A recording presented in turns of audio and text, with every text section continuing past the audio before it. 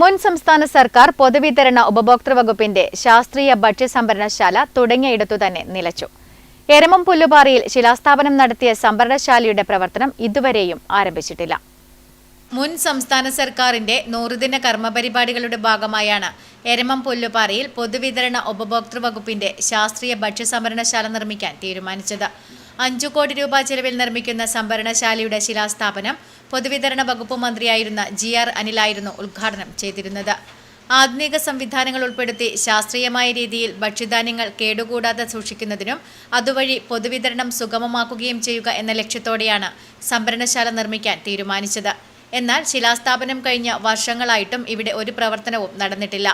പ്രദേശമാകെ കാടുമൂടി കിടക്കുകയാണ്. പുല്ലുപാറ പൊതുജന വായനശാല സൗജന്യമായി നൽകിയ 50 സെന്റ് സ്ഥലത്താണ് ഭക്ഷ്യസംഭരണശാല നിർമ്മിക്കാൻ തീരുമാനിച്ചത്. കണ്ണൂർ, കാസർഗോഡ് ജില്ലകളിലെ പൊതുവിതരണം കൂടുതൽ കാര്യക്ഷമമാക്കുക എന്ന ലക്ഷ്യവുമായി ആരംഭിച്ച പദ്ധതിയാണ് ഇപ്പോൾ ബന്ധപ്പെട്ടവരുടെ കടുത്ത അവഗണനയെ തുടർന്ന് എങ്ങുമെത്താതെ കിടക്കുന്നത്. Network news, Pilathara.